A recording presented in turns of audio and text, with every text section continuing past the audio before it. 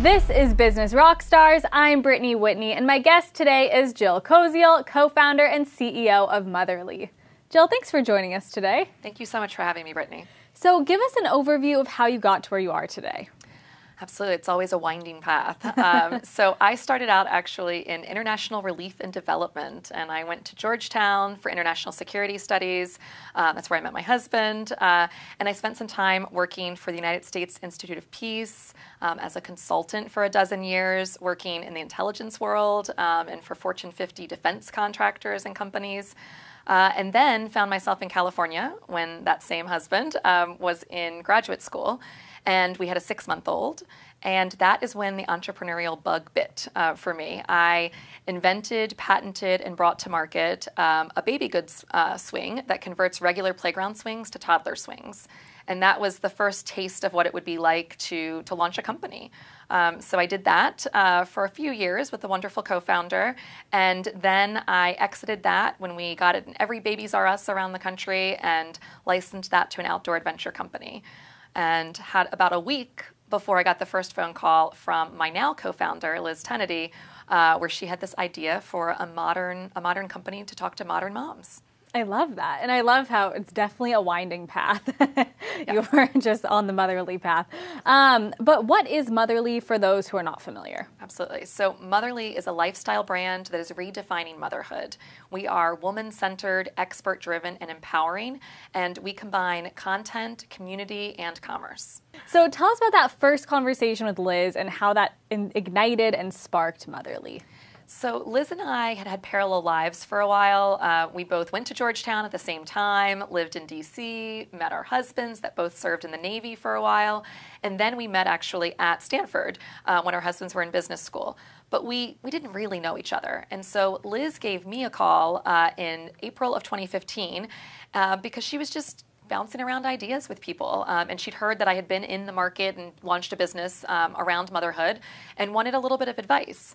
But it was one of those phone calls that now, I know has changed my life. It was like falling in love. It was just the way that we built off of each other and our ideas, and we realized, I think, very quickly that we were the yin and yang to each other, right, and that we had the opportunity to build something that could have generational longevity together, that we could build a brand that would really change the world for and on behalf of today's mothers. That's so exciting. And what was kind of the next step you both took after you realized you're both passionate about it and you're both ready to start Motherly?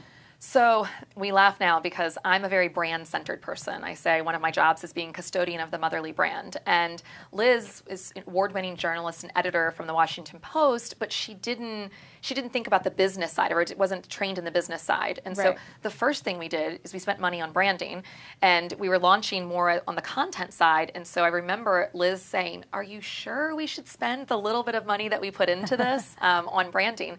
But that's what we did, and we actually focused on that and content and launched Motherly in its kind of alpha phase only 6 weeks after that first conversation, timed to Mother's Day. Love that. And what were some of the challenges you faced early on in the business, and how are they different than the challenges you face today as your business scales? In the beginning, raising money, raising capital as two millennial moms trying to go out there in the world with a new brand, pitching a lot of male investors. And how did you do that? Oh, hundreds of meetings, honestly. Yeah. I mean, Liz and I didn't come from a network of, or come from money that we could, self-fund this ourselves. And so we, resilient, having conversations over and over again. My investor deck has not changed much from what it was 4.5 years ago. We have not been a company that has pivoted time and time again. Right. We have been really true to what we were doing, and in some ways we had to wait for the market to catch up. We knew that we were going to take a business and do the opposite of what others had done. We were not going to go with the D2C craze and do product first to build a brand and an audience. We were going to flip that on its head and do the hard work first to build an audience and then co-create product and other things with them. Right. And so it took a while for the market to catch up to that. And so in the beginning, that was really hard, hearing that no over and over and over again. Now, it's different. We've just closed our Series A. There's money in the bank. Congratulations. Thank you. Thank you. Very exciting. But it's, now now we have to do a lot with a lot, Right. and take that to the next level. And so I'd say the challenges now for us are about balancing those venture-backed expectations with our audience and being true to who we are in our brand, and making sure that we are holding those together, and that we are, at the end of the day, trying to build a brand that has generational longevity, and holding true to that long vision versus a venture that can be a bit more short-minded. And what was it like starting a business, being a mother, being a wife, being a friend, a family member, so many different things? Do you still find it challenging? Is there work-life balance, or is it just one big myth? Well, we like to say work-life integration at Motherly, because I think balance changes on a daily, hourly basis sometimes. For me, I have an incredibly supportive husband, and I think that who we choose as powerful women and ambitious women, who we choose as our partner, is one of the most important decisions that we make. And so I have a lot of support there, but it is hard. It's hard every single day to make this work. And what I find is doing something that I'm really passionate about and really committed for, and reminding myself that I'm setting an amazing example for my two daughters. That motivates me. That keeps me feeling driven. But yes, women today have layered on role after role after role. Yeah. And we are being asked to nurture in a society that doesn't nurture us back.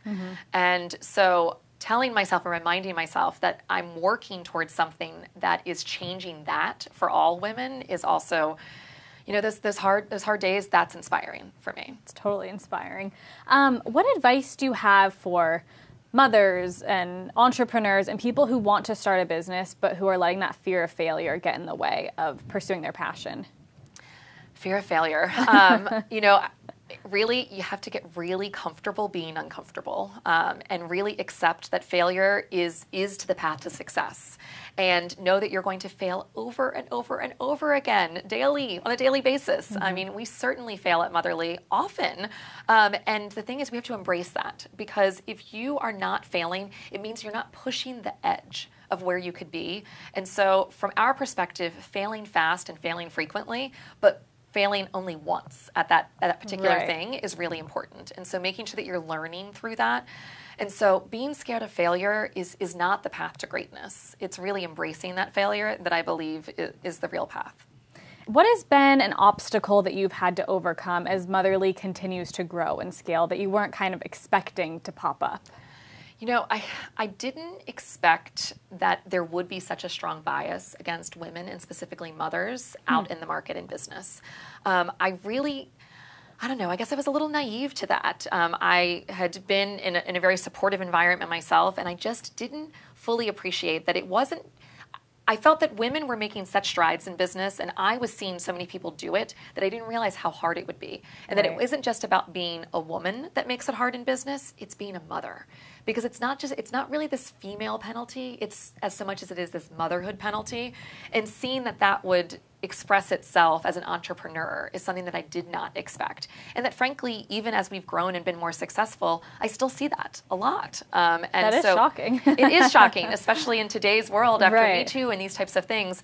That continues to happen. People still come with their own bias. And even if it's not intentional, it's there. It's there in the way that someone would refer to our attorney as, one of our attorneys as being, it was being nasty, and words that are used only. Have you ever heard a man be described as nasty? Right, no. Like these are words that are used to describe women only, as a way of putting women in their place still. And so the fact that that's still happening to us is, and to women around the world and mothers around the world is disheartening, and frankly an obstacle that I think we have to continue to shine light on. And what do you like to instill in your daughters as they watch you be a mother and a hardworking entrepreneur and CEO? So I try to instill in my daughters, just the power of hard work, and the fact that work is hard, and that we learn and that we grow through that.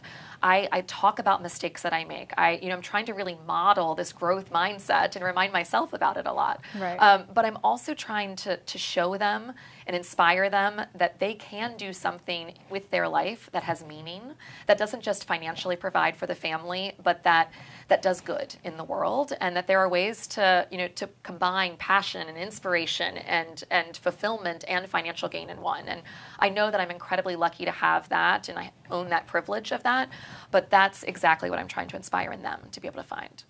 And where do you see Motherly in the next 5 years? Or 3 or whatever. So in the next few years, Motherly is really going to fulfill our mission of redefining motherhood. I mean, 5 years from now, I want to do what has been a secret desire to really change the Webster's Dictionary definition of what it means to be motherly. This generation of women is different, and we deserve to be seen for the multidimensional aspects that we are.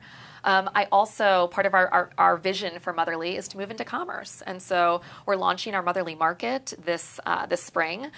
We have a book that's coming out called The Motherly Guide to Becoming Mama that I hope is on every pregnant woman's nightstand and is guiding her through this.